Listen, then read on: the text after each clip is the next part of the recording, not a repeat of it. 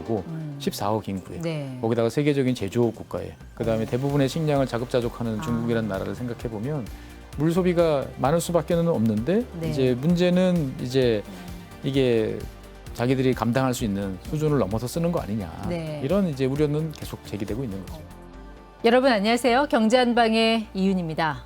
오늘은 중국 얘기입니다. 지구본 연구소 최준영 박사 나오셨습니다. 박사님 어서 오세요. 네, 안녕하세요. 박사님은 전공이 조경학인데 네. 참 세상만사 관심이 많으신 것 같아요. 뭐 조경학이라는 것 자체가 제가 학교에 들어갔을 때 처음 배웠던 게 이제 조경학은 종합예술과학이다. 뭐 이렇게 해서 이제 뭐든 열심히 해라라는 네. 이야기 많이 들었고요. 지구본 연구소라는 유튜브 채널도 운영 중이신데 네. 지구본 쭉 돌려보다가 요즘 저의 관심사가 꽂힌 나라가 있어서 어떤 뭐 늘 관심사지만 예. 중국. 아니, 중국은 뭐 부동산 꺼진다, 주가 하락한다 이런 네. 것만 걱정했는데 이번엔 또 바닥이 꺼진다 이러니까 집안 얘기예요. 예, 예.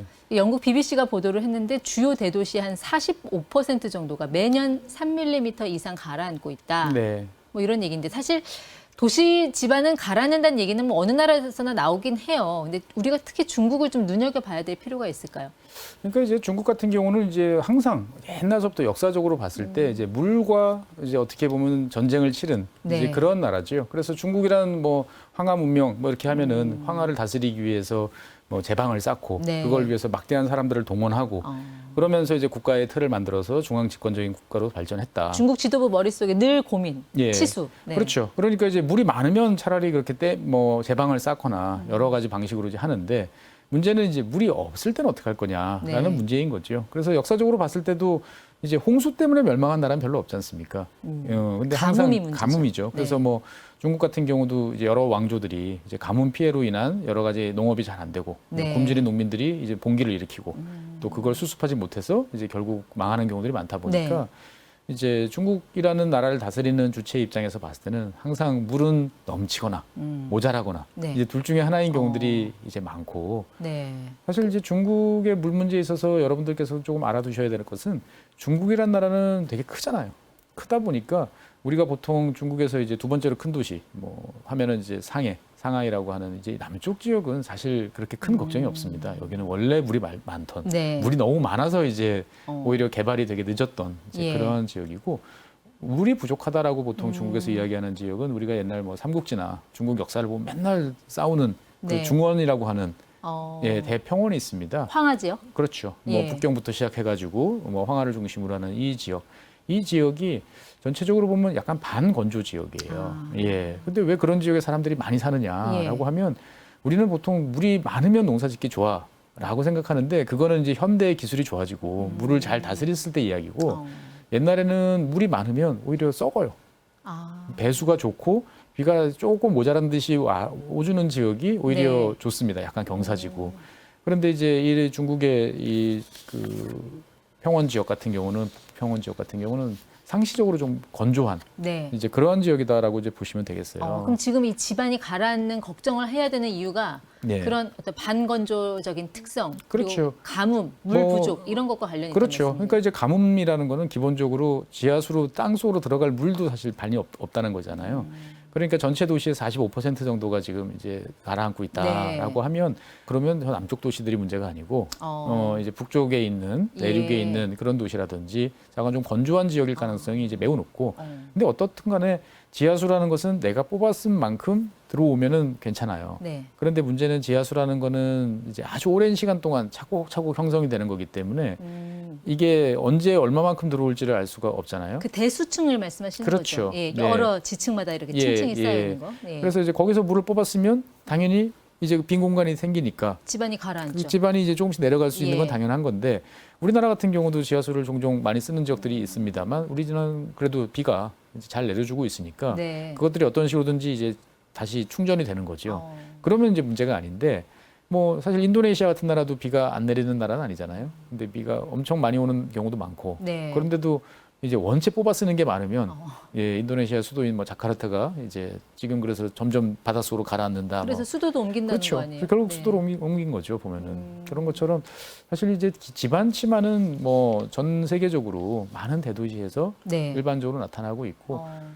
뭐 우리나라 같은 경우도 이제 제주도 같은 경우는 이제 지하수를 많이 쓰다 보니까 바닷가 지역 같은 경우는 자꾸 지하수가 짠물로 예. 이제 변하는 문제들이 좀 생기죠. 중국은 뭐 농업용수, 공업용수 워낙 많이 뽑았을 테고 그렇죠. 20m 뽑아쓰다가 안 되니까 50m 내려가고 100m 내려가고 그러니까 이제 꺼내 쓰기 좋았던 물인데 지금은 마치 석유 시추하듯 네. 뽑아 쓰는 그런 상황인가 봐요. 그렇습니다. 그러니까 하루에 중국이 얼마나 물을 많이 쓰느냐 사실 네. 이것도 뭐 통계마다 좀 다르긴 한데 보통 100억 배럴 뭐 이렇게 이야기를 합니다. 감이 안 오는데요. 어느 그러니까 정도? 전 세계가 하루에 쓰는 석유가 1억 배럴 정도라고 보시면 돼요. 그거의 100배쯤을 중국 혼자서 물로 쓴 생각해보면 맞죠. 물보다 뭐 물이라는 거는 우리가 일상생활을 하면서 매일 쓸 수밖에 없는 거고 14억 인구에 네. 거기다가 세계적인 제조업 국가에 그다음에 대부분의 식량을 자급자족하는 중국이라는 나라를 생각해 보면 물 소비가 많을 수밖에는 없는데 네. 이제 문제는 이제 이게 자기들이 감당할 수 있는 수준을 넘어서 쓰는 거 아니냐 네. 이런 이제 우려는 계속 제기되고 있는 거죠. 일단 그 중국 하면은 광활한 농경지가 떠오르는데 네.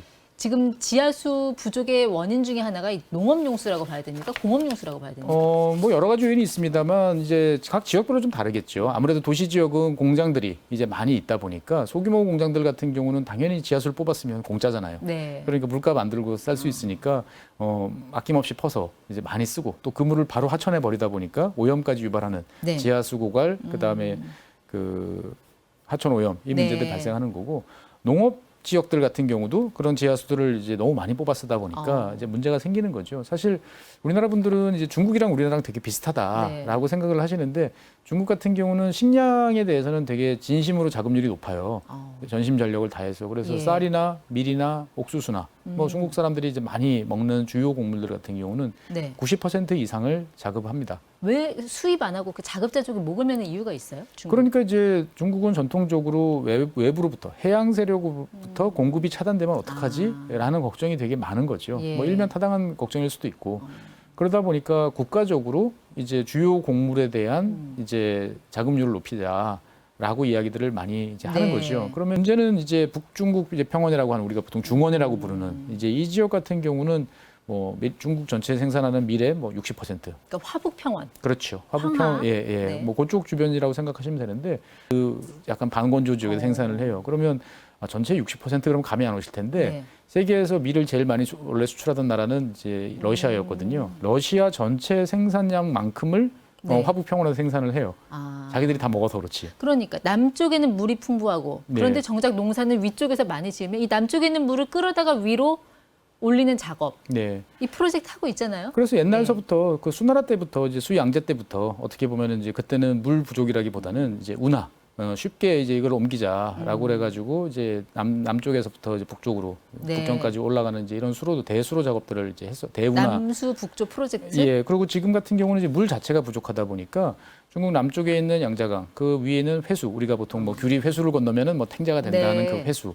그리고 이제 그 위에는 황하 이런 지역들을 다 연결하는 그런 작업들을 이제 펼치고 있습니다. 그래서 이제 뭐 북부, 중부, 뭐 서부 이런 식의 이제 명칭을 네. 붙이는데 서부를 제외한 나머지 지역들은 이미 다 가동을 하고 있어요. 그래서 베이징 같은 경우가 이제 베이징 시민들이 쓰는 물 중에 70%는 이제 몇백 킬로, 뭐 수천 킬로 떨어진 곳에서 그래요? 갖고 오는 한 70% 정도는 이제 그쪽에 의존하고 있는 이제 그러한 상황이죠.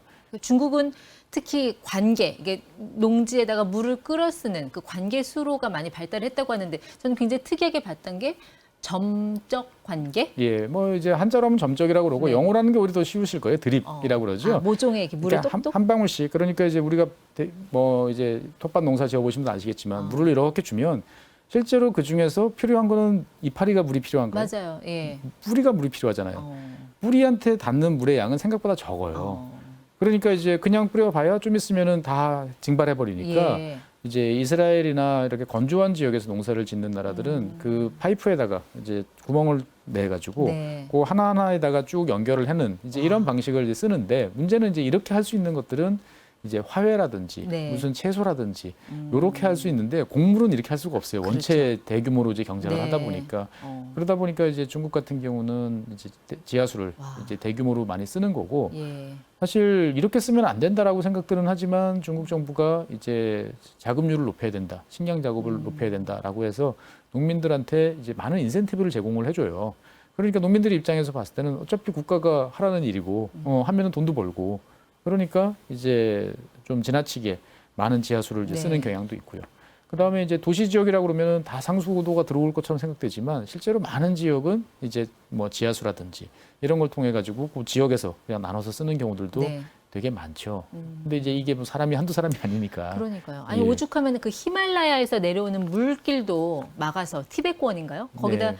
거대한 수조를 만들어서 물을 가둬놓고 다른 나라로 가는 물길까지 막아버리는 이런 정책도 쓴다고 들었거든요. 그러니까 이제 뭐 중국 같은 경우는 이제 티베트 고원을 이제 장악을 하고 있는데 그 티베트에서 흘러나온 티베트이 사실 세계의 지붕이다라고 그러잖아요. 네. 그러면 거기서 이제 뭐 만년설이 녹던 뭐 눈이 내리던 이러면은 이게 어느 어디론가는 이제 내려가는 거죠. 네. 근데 그 중에 이제 큰 줄기가 이제 베트남의 메콩강으로 이제 향하게 되는데 이제 그러다 보니까 이제 메콩강 같은 경우는 베트남이 제일 하류에 있는 거고 예. 그 위에는 이제 상류 중국이 있고 원래 이런 국제 하천들은 이제 서로가 어떻게 이거를 잘 쓸지를 서로 그렇죠. 협의를 해야 되는데 근데 하류가 상류 때문에 문제가 되지 상류는 하류 때문에 문제되지는 그렇죠. 않잖아요. 그러다 예. 보니까 이제 전 세계적으로 지금 그런 문제가 발생하지요. 그래서 중국 같은 경우는 이제 그 지역에 대규모 수력 발전소를 건설을 하다 보니까 이제 메콩강이 흐르는 이제 수량이 많이 줄어서 베트남 정부가 신경을 곤두세우고 있기도 그렇겠네요. 하고요. 정말 미래에는 이 수자원을 둘러싼 국가 간의 분쟁, 전쟁 충분히 예상해 볼 수 있을 것 같은데요. 중국, 베트남처럼요. 그 중국, 베트남 같은 경우는 이제 어떻게 보면 그래도 이제 중국이 그렇게 이제 무지막지하게 가지는 않을 텐데 자기들의 영향력을 확대하는 방안으로 이제 적절하게 활용할 가능성을 이제 배제할 수가 없는 거죠. 네. 그러다 보니까 주변 국가들하고 어떤 이런 협상, 동등한 자격으로 협의 이런 것들이 이제 잘 되는 지역이 주로 이제 유럽 지역이죠. 뭐 라인강이라든지 뭐 도나우강이라든지 네. 이런 것들 보면은 각 지역들이 뭐 지난 19세기 때부터 이제 어떻게 관리를 하고 네. 배는 어떻게 다니고 뭘 해야 되는지를 서로 잘 협의를 했는데 중국 같은 경우는 이제 뭐 그런 인식, 협상 이런 거라기보다는 자국 우선 뭐 이런 쪽으로 원래 가다 남의 보니 나라에 신경 잘 안 쓰잖아요, 중국이. 뭐 잘 안 쓰는 이제 그런 자기 면들- 나라에도 그렇게 신경 많이 쓰는 것 같지는 않은데, 근데 이게 절대 남의 나라 뭐 물구경하듯이 볼 게 아닌 게 황하라는 강이 우리 서해와도 연결이 돼 있지 않습니까? 네. 황하가 가물어도 문제, 범람을 해도 문제가 되잖아요. 중국 황하 같은 경우는 뭐 중국에서 이제 두 번째로 큰 강이다라고 이제 보통 이야기는 하지만 옛날서부터 그 주변에서 너무나 많은 도시들이 발달해 있고 물을 뽑아 쓰기 때문에 종종 그 바다 가기 전에 바다까지 도달하기 전에 물이 다 말라버려요. 아, 그런 일이 이제 생기다 보니까 이제 어떨 경우에는 이제 중국이 좀 건조해지면 이제 전체적으로 서해가 물 유입이 줄어들어가지고 염도가 좀 올라갔다가 짜지죠. 그러다가 이제 뭐 중국 대륙에서 이제 얼마 전에도 뭐 홍수가 났지만 대규모 홍수가 나면 또 한꺼번에 민물이 내려와서 또 이렇게 해양 생태계를 또 교란시키는 이제 이런 일들이 있는 거죠. 그러니까 어떻든 보면 이제 이런 일들이 어쩌다 한번 일어나면 그냥 네. 자연현상인데 자꾸 일어나면 이제 사람에 좀 영향이 있다라고 이제 볼 수밖에 없고 그렇죠. 예. 그러다 보니 뭐 전 세계가 다 연결이 돼 있잖아요. 다뭐 물 부족으로 고민들이 많죠. 홍콩 같은 경우는 뭐 변기물을 바닷물과 섞어서 쓸 정도로 거기도 네, 심각하다고 하던데요. 그렇습니다. 네. 뭐 그러니까 어떻든 간에 민물이라는 존재는 전 세계 물 중에 1%도 안 돼요. 근데 인구는 늘어나고 한 곳에 모여 있고 그러다 보면 이제 그런 문제들이 이제 자꾸 발생을 하지요. 네, 근데 중국은 뭐든지 다 잘 만들잖아요. 메이드 인 차이나. 뭐 비는 못 만드나요? 인공 강우 이런 거 러시아하고 중국은 잘한다고 예, 원래 들었는데. 이제 사회주의 국가 특히 이제 소련 같은 나라가 이제 인공 강우로 유명하다라고 많이들 말씀들을 하시는데 정확하게 말씀드리면 비를 안 내리게 하는 건 아주 잘해요. 그래서 뭐 러시아라든지 이제 중국이 국가적인 행사 물을 따지면은 뭐 열병식, 뭐 네. 국군의 날 행진 아니면은 무슨 베이징 대규모 올림픽 그렇죠. 네. 이런 거 할 때 경우에는 비가 안 오도록 실제로 했죠. 예 많이들 해요. 그래서 뭐 그런 나라들이 주요 행사를 할 때 비가 오는 일은 거의 없어요. 그런데 이제 반대로 비를 오게 하는 거는 그건 힘든가 봐요. 열심히 연구는 하고 잘 한다라고는 하는데 이거를 뭐 마음대로 뭐 제갈량처럼 뭐 비와 구름을 부르고 이럴 수는 이제 없는 네. 이제 그런 거죠. 그러니까 많은 나라들이 노력은 합니다만 아직까지 하늘에서 비를 마음대로 내리게 하기는 쉽지 않다. 참 이게 물이라는 게 독특한 게 대체품이 없잖아요. 뭐 네. 석유는 석탄이라도 어떻게든 쥐어짜서 쓰면 되는데 물은 대체할 게 없다는 거. 이게 새삼 요즘 굉장히 마음에 와닿더라고요. 그렇죠. 그래서 중국 정부 같은 경우는 여러 가지 이제 고민을 많이 합니다. 그래서 가뭄 뭐 들고 뭐 이럴 때 보면은 이제 2016년 같은 경우는 이제 그 중국 그 베이징 정부가 이제 뭐라고 이야기했냐면은 쌀을 먹지 말고 이제 감자를 더 먹어라. 아, 쌀은 물을 많이 많이 먹으니까. 먹으니까. 근데 사람 입맛이 그렇게 바뀝니까? 보면은 잘 안 바뀌죠. 그렇죠. 예, 그러니까 어떻게 보면 중국 정부는 사실은 이제 이 물이라는 문제에 대해서는 국민들한테 절약을 강요를 하지는 못해요. 네. 왜냐하면 이제 사실 국민들한테 뭘 하지 말라고 말하는 건 어느 정부나 쉽지 않은 거죠.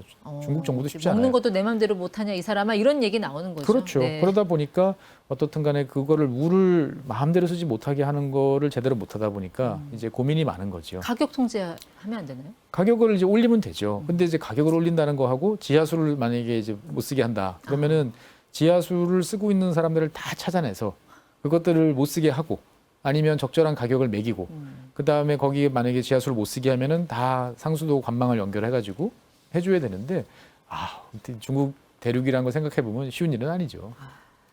근데 항상 물 부족 얘기가 나오면 결국 수질 이야기로 연결이 돼요. 네. 중국 여행 갈 때는 뭐 샤워기 필터 들고 가야 된다 이런 얘기도 하던데 어떻습니까? 중국 현재 가보면 글쎄요, 진짜 물이 저는 상태 안 그거는 좀 이제 과장된 것이 아닐까라는 생각이 들어요. 그러니까 이제 중국 대도시들 같은 경우는 사실 뭐 예전에는 좀 지저분하고 더럽고 뭐 이런 이야기도 많았습니다만 최근에 이제 다녀오신 분들, 요즘에는 이제 중국 가시는 분들이 많이 줄었죠. 그런데 이제 최근에 다녀오신 분들 이야기는 공통적으로 하는 게 옛날보다 훨씬 조용하고 훨씬 깨끗해졌다. 그래서 어떻게 보면은 이제 대도시는 제가 봤을 때는 대도시에 가시는 분들은 이제 굳이 그럴 필요까지는 없지 않을까라는 생각은 드는데, 근데 어느 나라나 여행을 가실 때 드시는 네. 물은 내 입에 들어오는 물은 항상 그렇죠. 생수나 이렇게 병에 담긴 물을 드시는 게 좋지. 굳이 네. 뭐 다른 걸 드셔서 고생할 필요는 없다. 그러니까 중국이 주로 차를 많이 마시는 문화도 이 네. 수질과 연관이 있다는 얘기가 있어요. 무조건 끓여 마시자. 맞습니다. 근데 전 세계적으로 봤을 때 물을 벌컥벌컥 마실 수 있는 나라는 잘 사는 나라 중에는 한국 정도밖에 없죠. 그러니까 전통적으로 유럽 사람들이 뭐 어린애들도 맨날 맥주 마시고 했던 이유가 맥주 만들려면 일단 물을 끓여야 되잖아요. 예, 다 그런 거랑 연관이 있는 거죠.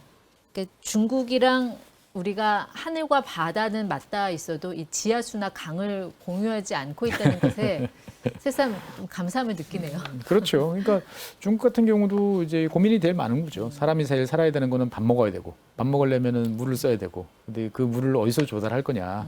이 문제에 대해서는 중국 정부도 고민이 많다 정도로 이제 말씀드릴 수 있을 것 같습니다. 네. 중국은 어떻습니까? 이 수자원에 대해서 국민들이 다 알고 이해하고 좀 여론이 있어요?